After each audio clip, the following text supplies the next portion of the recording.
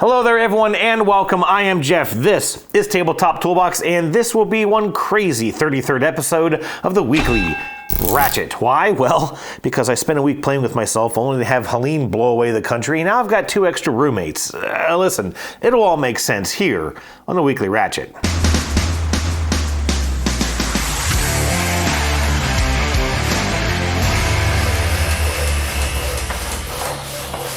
Oh my goodness. Hello there folks.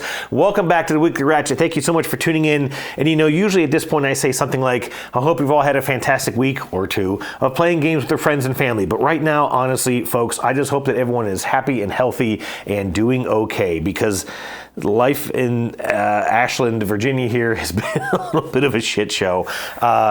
I mentioned 2 weeks ago, after a week of just playing Andromeda's Edge, that I kind of wanted a little bit of a break and I wanted to play some solo games, and that went okay. I got a little sick, but you know, I got through it. And then a hurricane hit, folks, and it decimated the town of Asheville, North Carolina, which is where my parents live. Now, my mother was supposed to come up here anyways to watch our daughter while my wife and I went to a concert in Philadelphia. More on that briefly in a moment. But she actually left to come up here only to find out that all the highways were destroyed. I don't mean like damaged or closed. I mean asphalt just washed away, gone. So she went back home, picked up my father. They got their pets. It took them 10 hours to get here. They found a path that they could take to get here. And they're going to be here for a bit because there's no water, there's no power, there's no internet. Grocery stores are out of stock. Like, it's just a mess down there. I'm glad that they're here. I'm glad they're okay. But obviously having your folks living with you when you're in your mid 40s, it's a wrench in the gears. I think we can be honest. Anyways, I've barely touched a board game all week.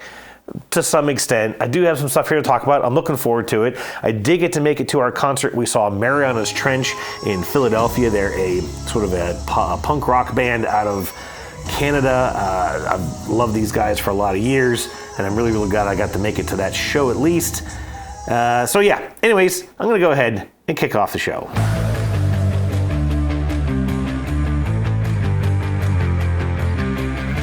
The first bit of good news is that I have some new games to talk about, and one of them you may have already seen. I already put a video out here on the channel, actually late this morning. This is Joyride Turbo. This is a sort of a racing destruction derby game. I actually forgot to mention this in that video, but it almost kind of reminds me of an adult Mario Kart. Not adult as in like graphic or anything like that, just a bit more of a grown-up theme, you know, launching grenades and mines and such instead of mushrooms and Koopa shells or whatever. But we did actually get to play this. I'll mention it briefly here later on, obviously, in the show.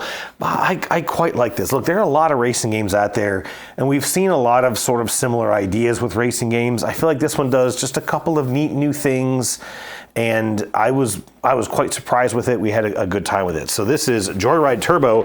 If you want to see more about what is in this very heavy box, go and check out that worst unboxing video ever out here on the channel. I also got in Wishland. This is a 3rd edition. This is a game about building an amusement park. You can probably see here I still have it in shrink, so I haven't opened this yet. I might do an unboxing for this as well. Maybe. I don't know. We'll see. Depends on how that other one does. But I got a bunch of the Kickstarter content that came in for this as well. So I will hopefully be checking this out in the near future. I love like amusement park management kind of games. The Roller Coaster Tycoon video game is a big favorite of mine. So I'm still kind of looking for that board game version of that theme. So that's Wishland. I also got another heavy one. Let's punch myself in the face with it. This is Tidal Blades 2 Rise of the Enfolders. This is actually the 3rd game, I believe, in the Tidal Blades kind of universe. The first one, which I have kind of up here off my shoulder, was Heroes of the Reef. And this was a competitive, kind of a dice chucking, sort of almost like an RPG kind of a game, sort of kind of. And I have a copy. A friend of mine brought a game over. We played it years ago. and I really, really liked it. I bought my own copy. I've only ever played it once solo. I've played another copy of the game at the Dice Tower Retreat, and then it just sits there collecting dust. It's a neat game, and I absolutely love the look of this universe. I love this very colorful sort of archipelago, you know, they're not, I don't know how to describe them. They're not aliens. It's kind of like science. It's kind of fantasy, but it's not, you know, necessarily like your Gloomhaven kind of fantasy, if that makes any sense. There aren't like wraiths and spirits or whatever. They're just monsters, I guess. I don't know how to describe it. It's a little out of my vocabulary, maybe. Anyways, I have actually played this before on Tabletop Simulator. This is a cooperative game. It is essentially sort of a dungeon crawler, although it, at least a little bit that I saw, was all happening, you know, above ground, which is, it's not a dungeon crawler then, right? But it plays like that.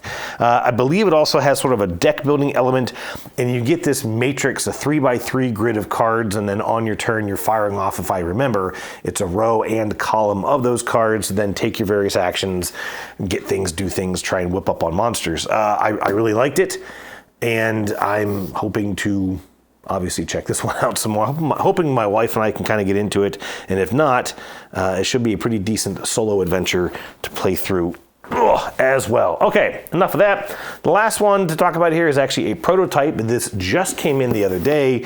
This is Food Truck Race. This is from Gregory Alford from California, and this is a game about running a food truck. I did briefly get through the rules on it last night. It is a 2 to 4 player game, at least as of yet, no solo mode in it, and it is you're competing obviously against other players to try and have the most successful food truck. There is a sort of an engine building element to it. You are able to add upgrades to your food truck. You're collecting ingredients and then you're obviously using those ingredients to fulfill orders. There is kind of a weird dice chucking element to it, as far as on everyone's turn, they roll a die, and that kind of affects everyone as to what ingredients they might be able to get. And then when it is your turn, you're then rolling the dice again and taking some extra actions on that. So there's a little bit of a simultaneous play followed by, you know, individual play. But then there's also this kind of weird element, at least from what I initially read in the rules, in that if it's your turn and you finish your turn and someone else is still kind of doing something with the first bit of the turn, they have to just put their pencils down, basically stop working and take their turn. And so there's kind of a race element to it, sort of. I need to check out the online rules, which apparently he's got some additional details in there. I had this for a very, very short window. He kind of wants this turnaround kind of quick. I'm going to see what I can do with that. And of course, I'll be doing a preview video of this here on the channel. I'm going to try and reach out to a local food truck vendor that I've patronized a bit in the past and see if they'll help me out. So that is Food Truck Race. That is the new games here in the collection. Let's get to question of the week.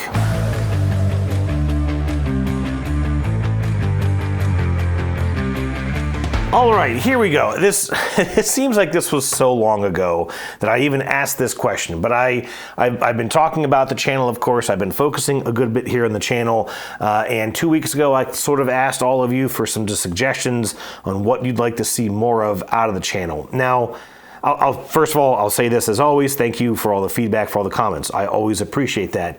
I guess I didn't get sort of a clear path out of this. Just to be honest. And in fact, some of the suggestions that folks made, I actually have some questions back on. I want to try and better sort of understand what folks are referring to. So let me go ahead and try and get down through this. Actually, a lot of feedback here. So again, I appreciate all the comments. Up first is CR Poll, who said to show more mini reviews and show more of the gameplay and the play area. Also, more father and daughter skits.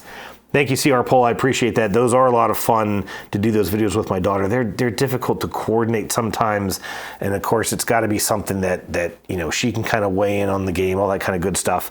But I appreciate that. As far as the extra mini reviews go, I'm curious if you mean, I guess, part of the Ratchet or just separate reviews. I am definitely trying to work on some separate reviews. And I have said before, and I still say that I need to get better at getting some better photos. Of course, when I do a review, I certainly show the gameplay. I show, you know, moving pieces, all that kind of good stuff. For the Ratchet, in the interest of editing, I do try to just kind of grab some quick screenshots and keep it pretty simple. Otherwise, it takes me so much longer to produce the video that I wouldn't be able to do it on a weekly basis. But your feedback is noted and appreciated. Yukon Sean Zach said that he likes the ideas about solo games and rotating topics, and said he enjoys the skits, openings, endings, etc. Thank you, Zach. I appreciate that as well. A lot of those, so my first question's on the rotating ideas, and this will come up here, rotating topics. This will come up here in some of the other comments. For me, that's kind of the question of the week. That's what I try to do, is sort of rotate topics with question of the week. So I'm not sure if you mean something in a separate video, or if you mean like the top 10 topics. I'm just kind of curious what you mean there. But thank you as well for the feedback. Sean Tierney asked if I could get my videos on the Dice Tower. And I'll be honest, I didn't quite understand the sort of the thread of this post. I think if I remember, Sean, you were talking about the Dinogenics video and getting that out on Dice Tower. Now, there's a lot of sort of bullet points here. So I can't do KS. I can't do like Kickstarter crowdfunding videos on the Dice Tower. Those are paid segments. Dice Tower charges for those. And I'd have to kind of become the middleman to try and sell the spots. And I don't want to touch that. And Tom really won't let me touch that anyways, which is fine.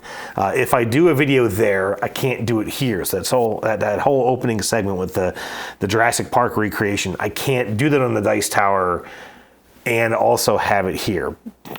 Because Tom also pays reviewers for their content, I get a little bit for my review videos. They are his property, and I completely respect that. So he doesn't want the same video on our channel, and again, I'm good with that. And that's why this channel sat dormant for as long as it has, because I was doing stuff there, I was getting a little bit of compensation for it, and I just kind of focused on that. Now I'm a little more interested in kind of doing my own thing, and so that's why you're seeing these channels here. And as far as Mark Street goes, that's kind of his side business. He's been a big support to me. He's given me some great tips and such over the years. I don't really want to step on his toes for the Kickstarter stuff, but I do want to try and grow, the crowdfunding presence here on this channel. So as far as sort of replicating the stuff over in the Dice Tower, that's not going to happen. I am going to try and still get some content out on that channel. I have I've got a list. I got some things I need to get to, and I just haven't been able to get to it. Anyways, thank you for the feedback, Sean. Jeremy Brooks said he loves a rotating topic, asking for content from viewers like showing your game space, telling about your local game store, and also suggested a live Q&A. Thanks a lot, Jeremy. I will say that the live stuff I'm holding off on intentionally. I know that I could do it, and I'm curious to play with it, but I have seen some channels that have struggled with doing live content and they get 4 or 5 viewers, and I just don't want that. It's kind of like running a conference call at work and 2 of the 20 people that you needed to talk to show up, and then you just kind of feel like you're wasting everyone's time, if I'm honest. So I want to wait until I know that something like that would be successful, and then I will definitely explore it. Sort of the same with the viewer submissions. If you remember, one of my early ratchets was asking for people to show like their favorite upgrade components. I asked them to post pictures out on the Facebook page. I got one response. And I think it's because at that time I only had a few people tuning in. I might get a little bit more now, but again, I don't want to have a complete flop on the question of the week. That one was, I don't want to say it was embarrassing, but it was kind of a bummer. It was kind of a letdown, So I want to wait until I've got enough of a viewership that when I make that kind of a topic, when I make that kind of a request, hey, send me a picture of this, send me something, that I'll get enough that I can work with. And the same thing with the rotating topic. Just kind of curious. I want to make sure I understand what folks mean by that. Are you talking top 10s? Are you talking more things as a question of the week? I did like some of your suggestions on just things to talk about as a question of the week topic. So you'll probably hear some of those coming back up. Simulation Chris suggested broadening to other outlets, like on the Dice Tower or other channels. And as I kind of already said, I can't, I have here in my notes, I can't be TT on the DT. And be cheating, beating, and the N to the G, they be the same thing. I can't be Tabletop Toolbox when I'm doing a Dice Tower video. And again, I get it, and I don't have any argument with that. I have tried to use a little bit more of the social media platforms. Board Game Revolution I've been posting on. There are a couple of board game reviewer pages that I've been getting involved with as well, which is actually how I've been picking up some of this Kickstarter stuff, which has been working well. So I'm going to, like I said, I'm going to try and still do some stuff out in the Dice Tower. And I've even been approached once or twice by some other channels saying, hey, if you want to do skits on our shows, that'd be fine. It's just, I don't know. I want to, as I'm kind of getting more and more into my own structure and how I like to produce my content, I don't want to step back down to just trying to do quick little skits on someone else's show. I mean, I get it. It can be helpful, but on the same token, I kind of just want to do my own thing. I want to do what the audience wants to see, but I don't want to necessarily try and use someone else's show to elevate mine, if that makes any sense. I'll do what I got to do, but I'm getting there. I am getting there. Anyways, thank you very much. Mark B. from Australia said that he really likes the Ratchet content and the question of the week. He said some top 10s would be nice and might also draw in other viewers.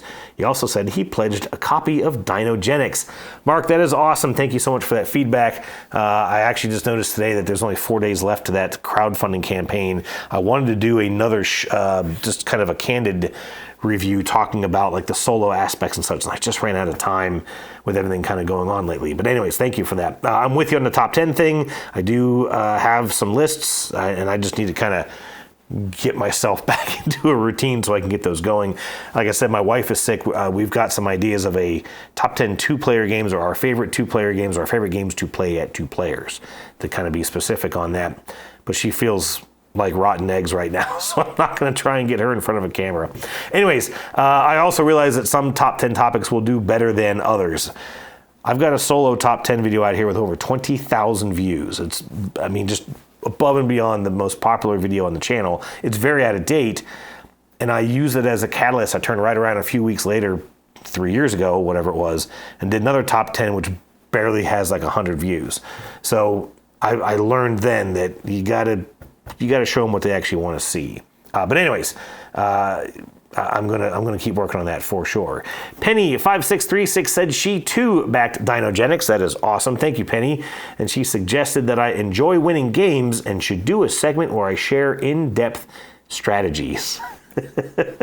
That made me laugh in a good way. And part of me is glad that my friend Matt Ball here on the channel didn't see that and respond, because he will probably quickly tell you how terrible I can be at making in-depth strategies. Of course, we all like winning games, and I certainly like winning games, but I do tend to enjoy, there are games when I can enjoy the mechanisms more than just gaining points, and I feel like in the games where I can sort of find that blend between the theme and the systems of the game, that's where I have a lot of fun.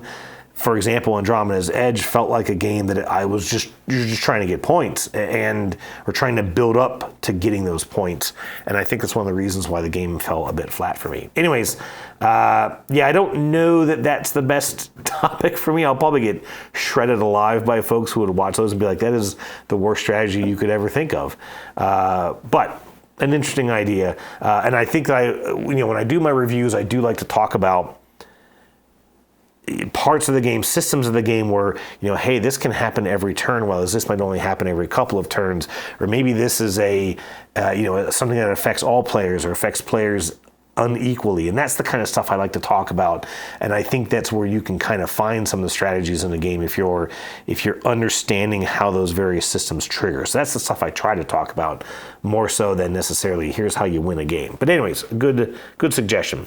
Wonderflonium suggested some videos where I compare games. He said reviews are usually in a silo, but he likes learning how a game compares to other games. I think that's a neat idea. The only thing that I've kind of seen is that even some folks have suggested themselves, and this is my own stance, is I kind of have an obscure taste in games. And so if I'm reviewing, or if I'm comparing 2 games, you haven't heard of either of them, is that really very helpful to you in the long run? I mean, you're almost kind of just getting 2 reviews there.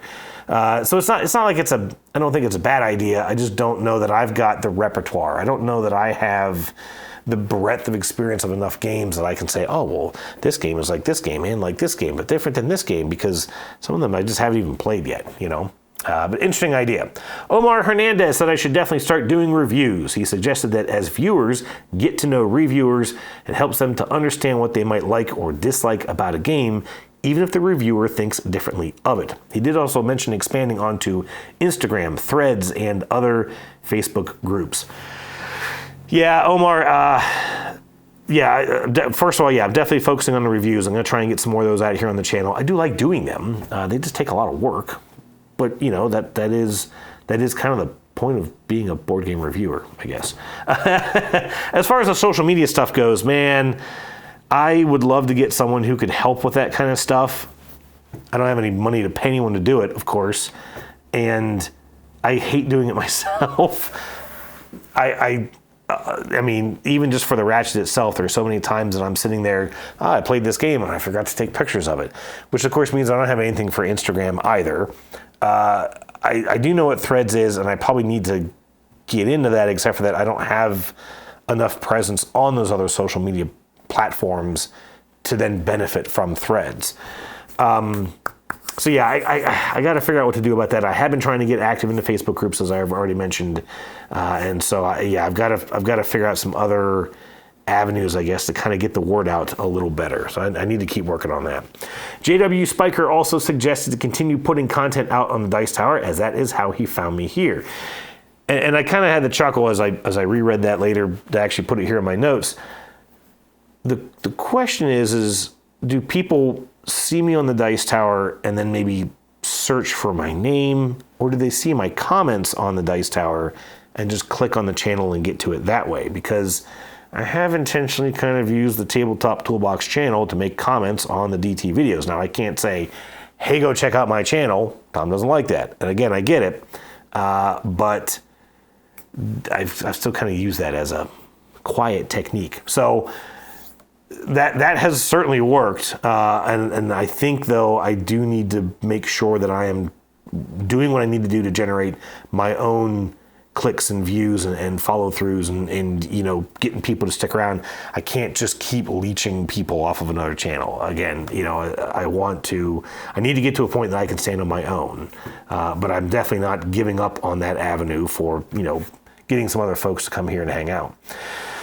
Let's see, Kay had some wonderfully supportive things to say and then suggested trying to figure out how to appear on the BGG Creator Spotlight. Now, that is something I need to check into. I did a very, very quick search on it. I found an old discussion from a couple of years ago where basically someone else was trying to figure out how to get on the BGG Spotlight, and there was no response from anybody. So I don't even know if that's still a thing. I've seen now more and more of actual Board Game Geek. It's like they have their own channel, and so it's their own people doing videos and posting that stuff on the front page of BGG. But I need to look into that because that's not a terrible idea. I have thought about that and noticed that a bit in the past. Teshera gave a pretty long post that I can only sum up by saying to continue being honest with my opinions regarding games and the hobby, even if it is a bit controversial. And I appreciate that. Yeah, that, as I mentioned, that Andromeda's Edge video was definitely a little polarizing for some folks. I think it's my most disliked video. I have like 5 dislikes on that, which is kind of funny and a little passive aggressive, but it's fine. The thing about me is I've always worn my heart on my sleeve. I just always have. Sometimes it causes me problems, but I think that's why I like reviewing, is because, hey, look, this is just me saying what I think about a game. I'm not necessarily hurting anybody. I'm not trying to, get someone in trouble in a meeting or something like that. Like, I'm not complaining about a coworker, those kind of things that can have caused me troubles in the past. Here, I'm just talking about games. But yet people are still so passionate sometimes about a game that they really love that then hearing someone say something opposite about it is literally painful for them. And it's a bit unfortunate because we are talking about toys in the grand scheme of things. But I don't shy away from that. I won't shy away from that.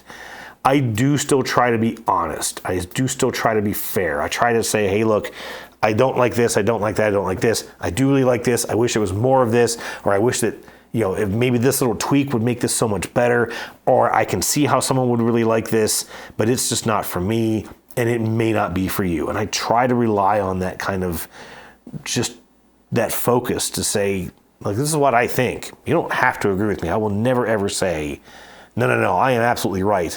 I mean, if it's a mechanical thing, maybe. No, you are supposed to roll the dice on that move, whatever.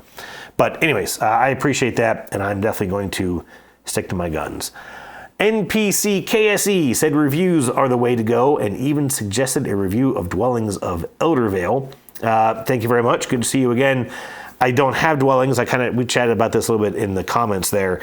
And it's really funny because I played Dwellings back to back in 2 days. I remember very little of it, except for I do remember thinking, like, after that second scoring, it was like, yeah, it really is just what I have of a color times my place on that color track. And that's all that really mattered in this game. And I remember that kind of being a little bit of a disappointment to realize that in that second game.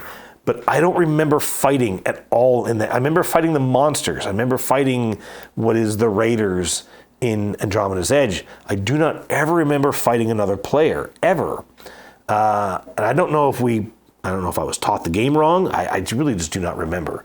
But it's weird how, it's kind of weird. Like, I mean, I did go and read the rulebook for Dwellings, and it was just kind of like, yeah, some of this is familiar and some of it is just not. But then also reading the rules for it, realizing how much they actually do have in common with each other.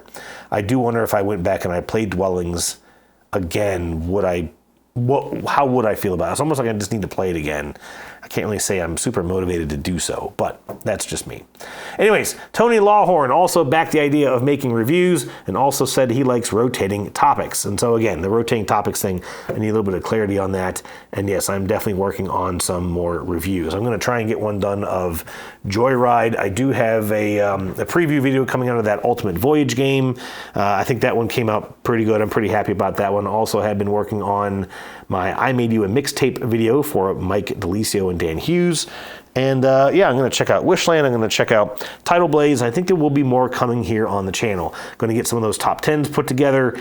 And, in general, folks, again, I appreciate all the feedback. Feel free to, add some extra clarity here. And I do have a much more relaxed, fun topic for Question of the Week that I'll recount or I'll ask at the end of this video. Let me go ahead and get to some recently played games.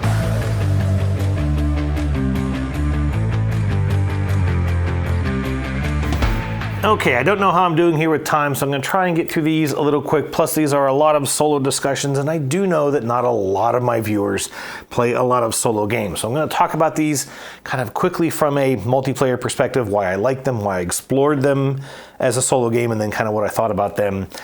And I did a lousy job of taking pictures, folks, so I'm going to do the best I can to try and get some imagery up here as well. Anyways, the first game I played was Empires of the North. Imperial Settlers, Empires of the North, and I played this specifically with the Wrath of the Lighthouse solo expansion. So, Empires of the North is a card-driven civilization engine-building game. It uses this kind of an action wheel. Each player has 2 action pawns, and then they can either just play cards by either spending resources or basically however the card tells you it can be played, or you can then choose to take these actions with your action pawns to do additional things. And you're playing cards in your tableau. You might be triggering the actions on cards you already have played. You might be sending ships off to explore distant lands, maybe even pillage distant lands to get additional locations that then you can use to your benefit, or just gathering some extra resources. I played this at the Dice Tower Retreat a couple of years ago and just immediately fell in love with it. I played one of the harder factions. I believe it was the Romans. And man, I loved it. And I had a great game of it, bought everything for it, and, really enjoyed it. Well, then they announced Wrath of the Lighthouse. Now, Wrath of the Lighthouse builds on a solo version that's already in the game. In the solo version of the game, you're basically just trying to get to a certain number of points, but you only get 4 rounds to do so. And in addition, when you use one of those actions on the action wheel, the little cardboard token of that action flips over, and the next time you want to do it, I should say it flips over at the end of the round. And in the next round, if you want to use that action, you have to pay an additional cost. Now, that's okay. It's one of those things where, again, you're changing the rules just for the solo game. It doesn't really need to do that. You're just trying to add some extra challenge to the game. But what I found especially kind of frustrating with it is that sometimes those actions will require a specific resource, which may be a resource that your faction doesn't generate on its own. So then you need to find a way to generate gold, which can be used as any wild resource. And obviously you can use that to kind of get past that requirement, but especially early in the game, it can be very, very difficult to do that if you just haven't had a chance to get sort of a gold engine in place. That's the solo mode in general for Empires of the North. Wrath of the Lighthouse adds a story mode where you're playing through, I think it's something like maybe 15 scenarios. I honestly don't quite remember. And each scenario has sort of a pass and fail outcome. You never replay a mission. You just play all the way through the game. And it uses some elements where you have to like take notes of things. You're gaining these just symbols. It tells you to check off that you have a symbol, but it never really explains you what those things are. It's supposed to, I guess, kind of tease you initially, and then it kind of reveals that stuff later. The biggest problem with it is, even just getting through the rulebook on this was kind of tricky, and I've had this actually for a while. I then finally went out on Board Game Geek to find out that it was translated from like Polish, and it was done very, very poorly. There's a lot of misconceptions in the English rules. There are some things that are actually different from the original rules, and I may be wrong in that country of origin. I apologize. So I didn't really like this. I like the solo mode of the game okay, but the Wrath of the Lighthouse just did not click. Now, I still want to kind of try it, but I tried the first mission twice and got clobbered both times. The goal that you have to hit just to pass the first mission is damn near impossible. And there's even comments out on BGG saying the same thing, that people just can't beat the damn thing. And that can be very frustrating, especially for that first mission of the first game. You know what I mean? If you want to ramp up the difficulty, that's fine, but don't kick the crap out of us on our very first round. It's just not fun. Anyways, I still love Empires of the North. I'm not so sure on the solo mode. Up next, I played this little game. I mentioned this one, and it's very, very small here on the screen. I apologize, but this is Snowfall Over Mountains. It is another solo-only game from Pencil First, in that you're trying to basically just build it's a tile placement game. You're trying to kind of build out a snow-covered forest. It is very, very, very simple. You have a stack of tiles that you're just drawing from. I think you have two. I think on each one of your turns you have one, you get to place one of two tiles. You also have a very small selection of tools that you can use, one-time use throughout the game, to maybe draw an extra tile, or to put a tile back, or to swap out, swap two tiles in your tableau. And all you're trying to do is you're putting out these sort of tracks of bear tracks, tracks of rabbit tracks. You got bushes and trees and ponds, and then like walking trails, your own kind of like hiking paths. And it's all about, you need to have lakes with every path adjacent to it. You have to have rows and columns that only have one tree in them, or something like that. And there's different scoring requirements for each game. It was very, very simple. It was very, very, very, very simple. Very, very light.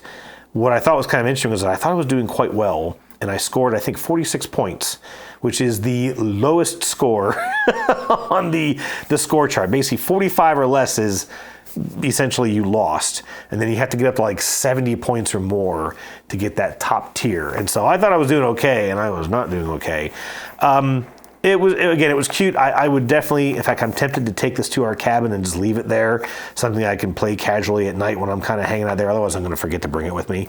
But not really something that I'm ever going to say, oh, I really want to play that game tonight. I really want to try this out again. It's just going to be like, oh, it's here. Sure, I'll check it out because I got nothing else to do. It was cute. It was fine. Nice presentation. Just kind of a little on the lighter side. I also played Ancient Knowledge with the Heritage expansion, which is actually quite focused on solo play. So Ancient Knowledge is another card-driven engine building, engine evolution, engine destruction game. And I've talked about this one, I think, before in the Ratchet. Actually, I know I have, some previous episodes. The idea is you kind of have this timeline, and you're putting these monument cards along the top of your timeline. The cards are supposed to go in a specific slot, although sometimes you can discard extra cards to play those cards somewhere else in that timeline. And then at the end of every one of your turns, you'll trigger off a couple of specific actions if you have any present in your tableau, and then everything slides to the left, and as cards fall off the edge of your board on the left, the knowledge that might be on them, represented by little tokens, falls off and becomes broken knowledge. The idea being that you kind of have to, I guess the theme is that you have to kind of learn from these monuments, which basically just means taking the knowledge tokens off of them before they fall off your tableau and they become negative score for you at the end of the game. The solo game adds some very specific scenarios, and same thing, it adds two ways of playing. You can either just kind of do a random challenge, or you can actually play through something of it's not really a story, it's just a sequence of challenges in a very specific order. And the way that it works is that you get initially you basically get 2 cards. You get one card that gives you a special action that you can use once in the game to just kind of help you out. And then the other card gives you a specific challenge to meet, which actually covers up one of your permanent engine building slots. And so it's actually one less thing you're able to do in the game. There's one less slot you have to put an upgrade into your board because it's being taken by this challenge card requirement. And you can get more of those out there. So you can be working on multiple challenges at once with less sort of agency to work towards those challenges. And again, you can kind of tether that to how you want to play.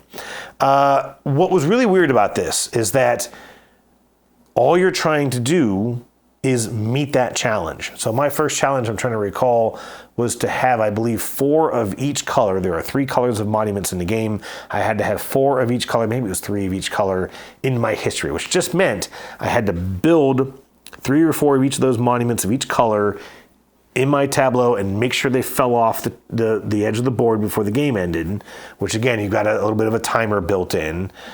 And that's it. That's all you got to do. The score didn't actually matter. And so in this game, the whole point of Ancient Knowledge is trying to keep those knowledge tokens off the monuments, try and clean them out as quickly as you can, try and get as little broken knowledge as you can to have less negative score at the end of the game. But in solo mode, none of that matters.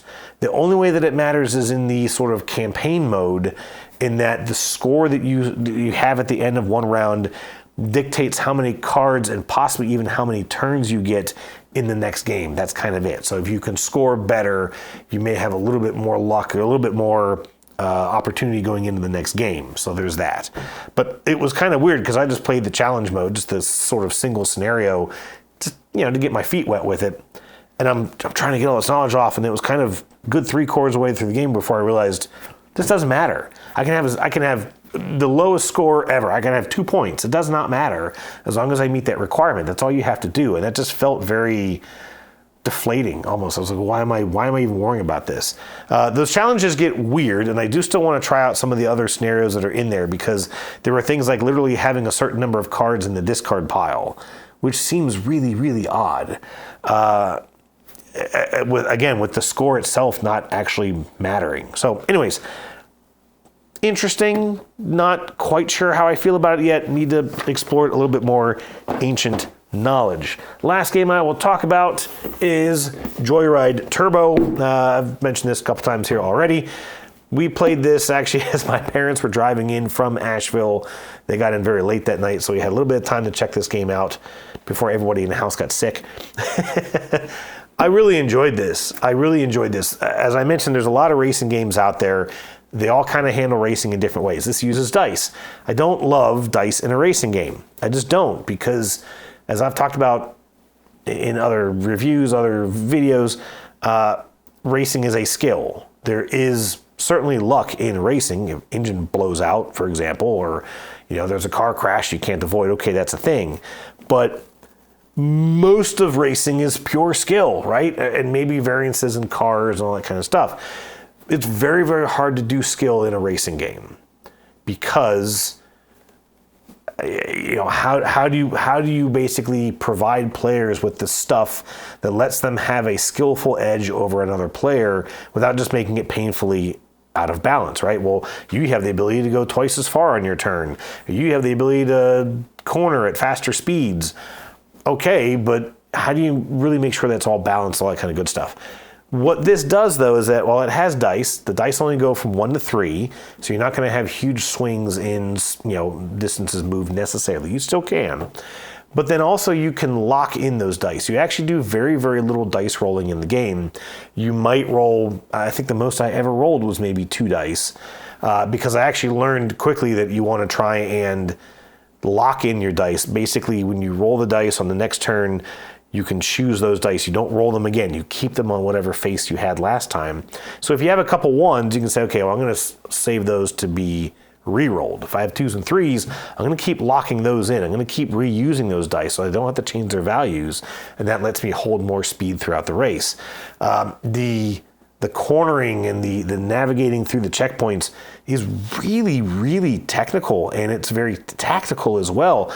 And so I really, really was having a lot of fun with, okay, well, if I put these here, that'll put my car right here, and then I can go ahead and cut this corner, but then I need to turn again, which means I hit second gear, which means I need to get rid of a die. I don't know if I want to do that. Each car plays very differently. I was using an electric car that actually siphons energy. You lose a movement in every single one of your turns, but you can choose whether you lose it from your locked dice or your played dice or your rolled dice.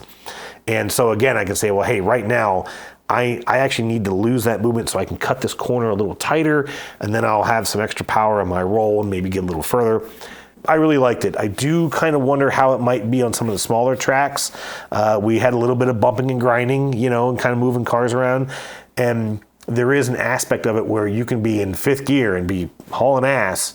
And if someone hits you and turns you the wrong way, then you could have a really bad crash, knocks you way down in your speed, and can just really, really pull you back. So you really want to, basically, you want to avoid the conflict. You want to avoid the impacts and the crashes coming to you, at least, as best you can. So I do wonder how it might be.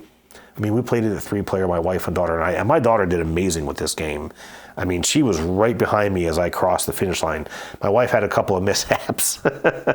And so she struggled with the game, but she really, really liked it. She admitted, too, that she really did like the dice play with it and the different tactics and strategy to it. So anyways, I'm going to try and dig into this some more here. There might be a review coming out of this at some point, but I did quite enjoy Joyride Turbo. I only got to play one game with my father while he was here so far. We played a quick game of I Made You a Mixtape. I'm not going to bother digging into that one right now, but that's basically it for the show. Now, real quick, question for next week. I want to do something kind of fun, something kind of lighthearted. I want to know a game that you have on your shelf of shame that you are most anxious to get played. And I want you to tell me what your tactic might be to try and actually get it played. Let's not just reminisce over unplayed games. Let's come up with a plan and let's get those games played. Folks, that is the end of this 33rd episode of the Weekly Ratchet. Thank you so much for tuning in.